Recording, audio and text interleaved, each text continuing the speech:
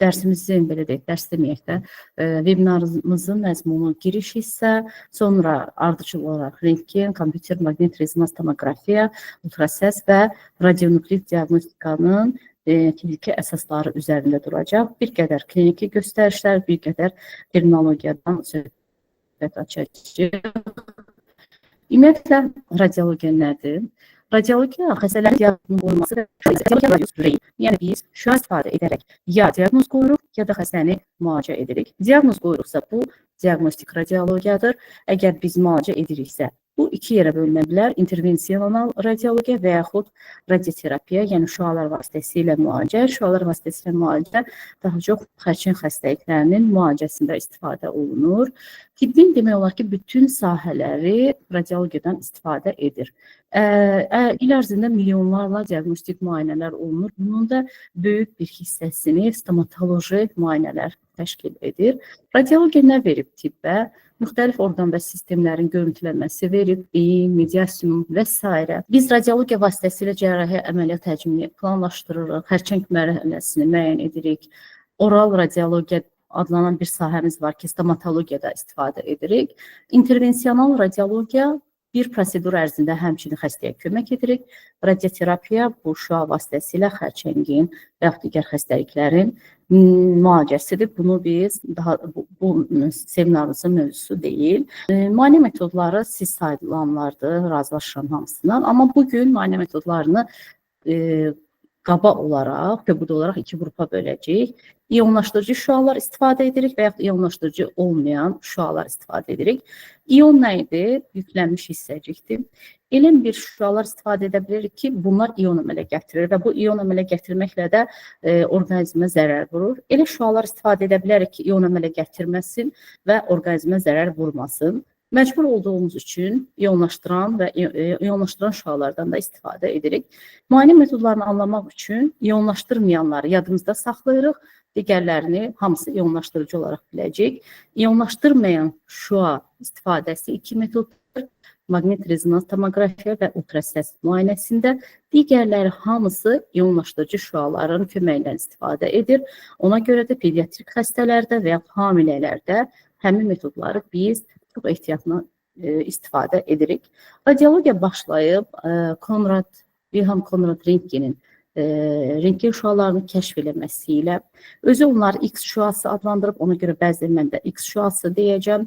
Rentgenin çəkdiyi şəkil və bu müasir dövrümüzdə olan şəkil özünüz də görürsünüz ki, bir-birindən dəqiqliyinə görə bu şəkillər nə qədər fərqlənir. Bəs rentgen şüası nədir? Rentgen şüası qısa dalğalı elektromaqnetik şüadır. Burada rentgen şüası qısa dalğalı elektromaqnetik şüadır. Bu dərs biraz fizikaya əsaslanacaq və orta məktəbdən keçdiyimiz fizikanı, kimyanı biraz beynimizdə canlandıracağıq. Elektromaqnetik spektri bura qoymuşam. Dalğa uzunluğuna görə dalğalar bir-birindən fərqlənir. Radio dalğalar, mikro dalğalar, infraqırmızı, görünən işıq, ultrabənövşəyi və daha sonra dalğa uzunluğu daha qısa olan X şüaları, sonra qamma şüaları gəlir. Rentgenologiyada istifadə etdiyimiz şüalar elektromaqnetik spektrdə X şüaları spektrinə düşür və iyon əmələ gətirən şüalardır. Və rentgen şüaları vasitəsilə biz necə bir şəkil çəkirik, necə bir tibbi şəkil çəkirik. Biz indi bir yoldaşımızın şəklini çəkmək istəsək, bunun üçün nə edərik? Telefonumuz var əlimizdə və o telefonla şəkil çəkərik. Telefonla şəkil çəkmək üçün ya telefonun işıq funksiyasını eləyərik və yaxud işığı yandırarıq və bununla biz telefonumuzu çəkərik. Amma biz bu telefonla şəkil çəkəndə insanın ancaq görünən tərəflərini çəkərik. Sümükləri, daxili orqanları görünməz. Amma rentgen şüaları vasitəsilə biz şəkil çəkməyə çalışsaq, insanın daxili üzvləri də görünəcək. Beləliklə, rentgen cihazı bir kameraya bənzəyər. Görünən işıq əvəzinə biz burada rentgen şüalarından istifadə edəcəyik.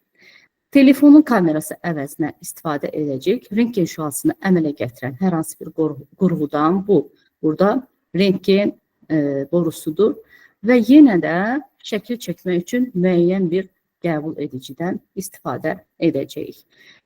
Gəlin bunu bu misalla izah etməyə çalışaq. Burada biz bir top görürük. Topun kölgəsini görürük. və topun kölgəsini almaq üçün bizim bir işıq mənbəyinə ehtiyacımız var. İşıq mənbəyi bu rentgenin çəkdiyi şəkil, bu isə müasir bir şəkildir. Belə, rentgen cihazı bir kameraya bənzəyir. Görünən işıq əvəzinə rentgen şüalarından istifadə edirik. Görünən işıq vasitəsilə biz telefonla şəklimizi çəkəndə sadəcə görünən üzvlərin şəklini çəkirik, sümüklərin şəklini çəkə bilmirik. Çünki görünən işığın enerjisi azdır. Bizim bir işıq mənbəyimiz var, topumuz var və bir qəbul edicimiz var. Qəbul edicidə topun kölgəsini görmək üçün işığı yandırırıq və topun kölgəsi qəbul edicidə alınır. İkincidə də yenə işığı yandırmışıq və yenə də topun kölgəsini qəbul edicidə və yaxud divarda almışıq. Birinci şəkillə ikinci şəkil bir-birindən nə ilə fərqlənir? Top qəbul ediciyə daha yaxın.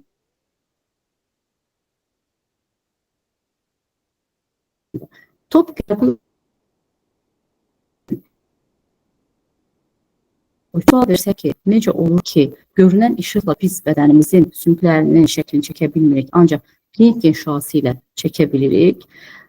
Buna biz belə cavab verə bilərik ki, görünən işığın enerjisi azdır. Elektromagnetik spektrə gəlsək, görünən işığın dalğa uzunluğu daha böyükdür və enerjisi azdır. Ona görə də dərinini keçir, penetrasiya edə bilmir.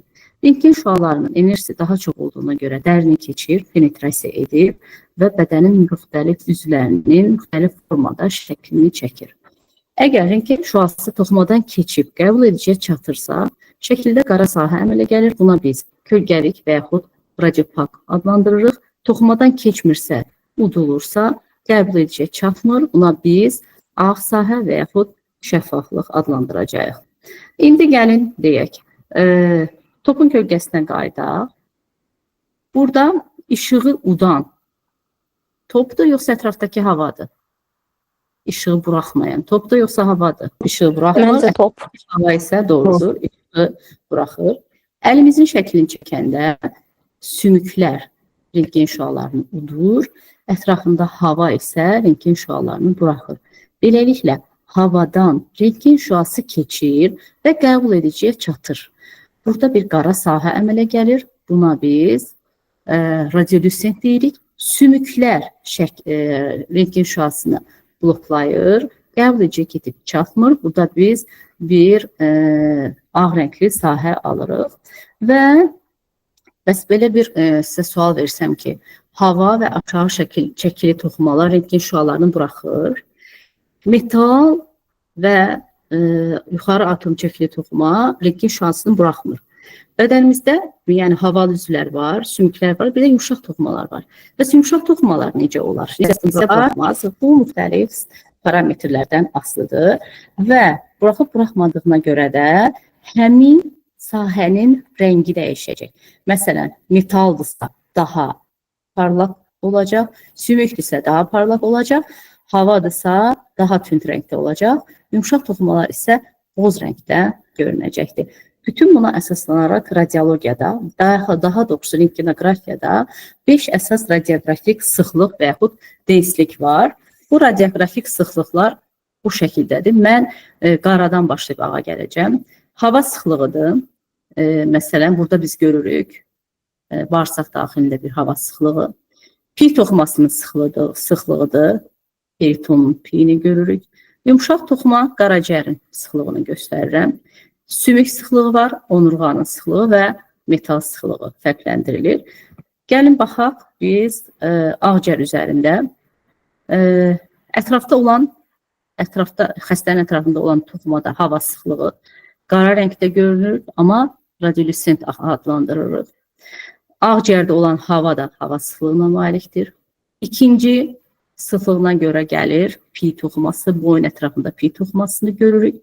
Yumşaq toxuma sıxlığı, ürəyin sıxlığını göstərirəm sizə. Sümük sıxlığı, məsələn, körpücük sümüyü və 5-ci sıxlıq adlandırırıq metal sıxlığı. 5 radio sıxlıq bir-birindən fərqləndiririk. Baxaq bu nahiyəyə, gəlin biraz bunu mən sizin üçün böyüdüm. Hansı nahiyədir bu? Abdominal nahiyədə bir yad cisim görürsünüz. Bu yad cisim hansı sıxlığa malikdir? Radiologiyada belə bir qanunumuz var. Bu xəstənin sağı, bu xəstənin soludur.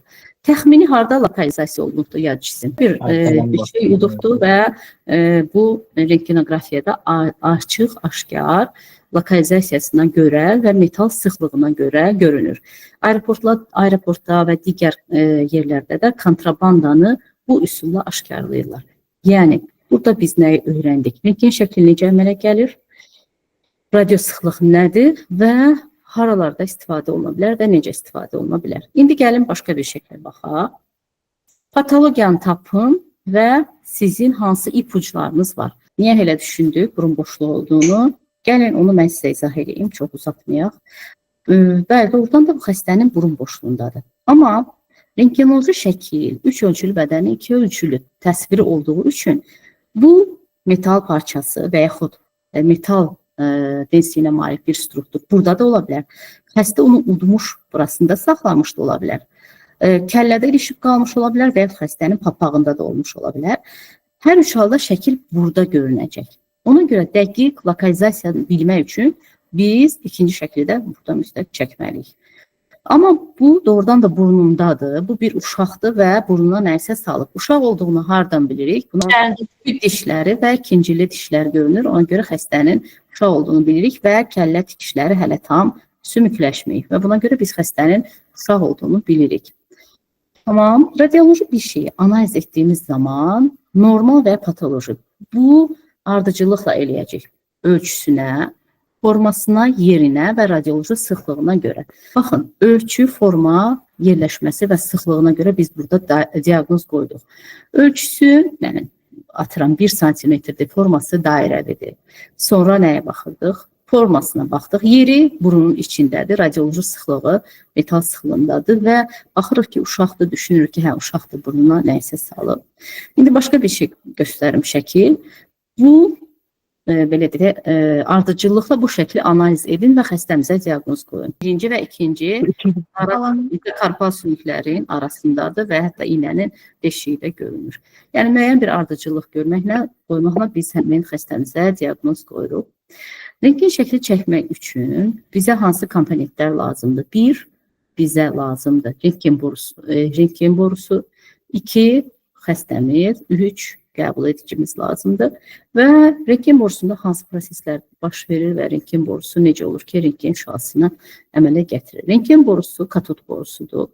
Fizikadan da yanınızda olduğunuz kimi katod borusunda anod olur, katod olur və bu elektrik şəbəkəsinə qoşulur. Elektrik şəbəkəsinə qoşulanda anoddan çıxan elektronlar katoda dəyir. Bu və rentgen şüaları əmələ gəlir. Rentgen borusunun real görüntüsü bundan ibarətdir və anodda, katodda hansı proseslər baş verir? Baxaq, neytral atomdur. Neytral atom ibarətdir nüvə və ətrafında olan elektronlardan. Əgər həmin neytral atoma yüksək sürətlə gələn elektronlar çarpılarsa, həmin atomun daxili qatından bir elektron çıxar. Sonra atom özünü nisbətən stabil hala gətirməsi üçün xarici qatdan bir elektron gəlib daxili qata daxil olar. Atom nisbətən stabilləşər. Burada olan elektrona daha fərqli enerji lazım olduğu üçün müəyyən bir enerji fərqi əmələ gələr və bu enerji fərqi müəyyən bir dalğa formasında həmin atomdan çıxar. Bu atomdan çıxan həmin dalğa X şüasıdır və yaxud rentgen şüasıdır. Əmələ gəlmə prinsipi bundan ibarətdir. Bəs niyə rentgen şüaları zərərlidir? Burada mən sizə belə bir sual vermək istəyirəm. Bizim ətrafımızda bu dəqiqə otaqda radiasiya var, yoxsa yoxdur? Bizim ətrafımızda radiasiya var, amma bu radiasiyanın əsas hissəsi ion əmələ gətirməyən radiasiyadır. Niyə görə mən bayaq elektromagnetik spektri qoydum? Sadəcə problem oldu deyə siz görmədiniz. Yenə bu elektromagnetik spektra baxaq. Rentgen şüaları buradadır. Elektromagnetik spektrdə dalğalar bir-birindən fərqlənir. Dalğa uzunluğuna və tezliyinə görə. Ən uzun dalğa uzunluğu radio dalğalardadır. Sonra dalğa uzunluğu yenə kompüterin ətrafında olan maqnit sahəsindədir. Telefonların ətrafında olan maqnit sahəsində radio dalğalardadır. Sonra gəlir mikro dalğalar, hansını ki biz mikrodalğalı sobada istifadə edirik. Ondan sonra daha enerjili gəlir infraqırmızı şüalar. İnfraqırmızı şüalar istilik şüalardır. Ondan sonra dalğa uzunluğuna görə fərqlənən gəlir görünən işıq. Görünən işıq daha çox enerjiyə malikdir digərlərinə nisbətən. Ancaq baxın, ultrabənövşəyi spektrə qədər, görünən işığın ultrabənövşəyi spektrinə qədər, bura diqqət edək, bütün bu dalğalar ion əmələ gətirmir. İon əmələ gətirmə başlayır ultrabənövşəyi şüalardan, sonra davam edir X şüalarından, sonra qamma şüalarına qədər davam edir. Beləliklə bir həkim kimi hər kəs bu suala cavab verməyə bacarmalıdır. Ətrafımızda radiasiya var, amma bu radiasiya əsasən qeyri-ion mənşəlidir. Bəli, müəyyən qədər bizə təsiri var, amma ionlaşdırıcı qədər təsiri yoxdur.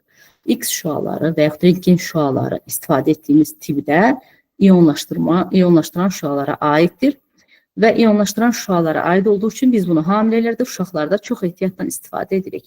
Spektrin daha bir hissəsi qamma şüalar, bunlar da istifadə olunur xərçəng xəstəliklərinin müalicəsində.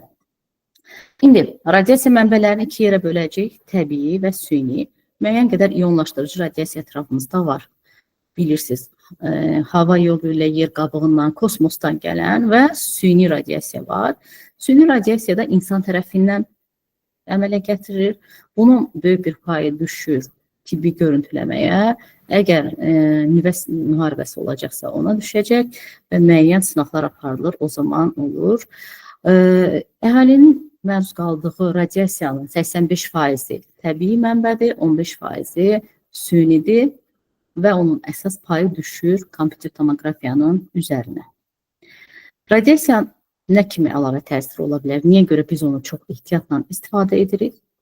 Kanser əmələ gələ bilər xəstədə və yaxud hər bir insanda döldə müəyyən bir dəyişikliklərə, aborta və dəridə yanmalara səbəb ola bilər və buna görə müəyyən qorunma prinsiplər var. Bunları danışmayacağım, bizimki mövzumuz deyil. Qorunma üsullarından istifadə edirik. Sadəcə bir şeyi demək istəyirəm, yadınızda saxlayın. İndik hər bir insanın ala biləcəyi bir radiasiya dozası var. Ala biləcəyi deyəndə biz bunu normalda alırıq. Yəni ətrafımızda axı təbii radiasiya mənbələri var və biz bunu bir ildə alırıq. Bu bizim üçün 3 millizivert təşkil edir. Bu 3 rəqəmini hər kəs yadınızda saxlasın. Bura qədər biz danışdıq rentgendən. Rentgen şəkilləri necə əmələ gəlir? Rentgende hansı terminologiya istifadə olunur? Əgər rentgen şüası keçirsə və qəbul ediciyə çatırsa, biz bunu adlandırırıq radiolüsent, qəbul ediciyə çatdığı sahə qara rəngdə görünür. Məsələn, hava. Bloklanırsa, ağ görünür, biz bunu adlandırırıq radiopak və rentgen şüaları radioaktiv şüalara aiddir. İndi ikinci müayinə metodumuza keçək, kompüter tomoqrafiya. Kompüter tomoqrafiya indi üsulu haqqında danışaq. Gəlin müqayisə edək. Ekrana iki şəkil qoymuşam. Abdominal nahiyənin rentgeni, abdominal nahiyənin kompüter tomoqrafiyası. Əlbəttə ki, daha detallı kompüter tomoqrafiyadır, amma radiasiya dozası da çoxdur. Bəs niyə biz bunu istifadə edirik? Gəlin bu şəklə baxaq. Burada bir manken görürsünüz, əlində bir ananas var və bu mankenə iki tərəfdən işıq salınır. Bu şəkildə biz sadəcə ön arxadan salınmış kölgəsini görürük. Nəyə görürük? Əlini, ayağını görürük, amma əlində nə tutduğunu görmürük. Digər bir şəkildə isə əlində tutduğunu görürük, amma o birisi ayağını, o birisi əlini görmürük. Bu araşdırmalar kompüter tomoqrafiya üçün ideya verir və rentgen əslində 3 ölçülü bədənin 2 ölçülü təsviridir və bayaq öyrəndiyimiz radioloji sıxlıqlar əslində kəmiyyət bir sıxlığı deyil, keyfiyyət sıxlığıdır. Gəlin baxaq, hansı nahiyənin rentgenografiyasıdır bu? Amma yumşaq toxuma əslində sümükdən daha boz olmalıydı, amma daha ağdır. Bunun səbəbi nədir? Ürək müəyyən bir qalınlığa malikdir və bu qalınlığın sayəsində də həmin rentgen şüasını udur. Ona görə biz deyirik ki, biz radiosıxlıqlar deyəndə, bu bizə çox kömək edir müəyyən şeylərin diaqnostikasında, amma bu kəmiyyətlə ölçülə bilmir. Gəlin buradakı şəkildə sizə başa salım. Baxın, Əgər hər ikisi eyni ölçüdə olsa, şəklimiz belə alınacaq. Baxın, bu olacaq sümük, bu olacaq əzələ, bu olacaq hava. Amma baxın, bu əzələdir.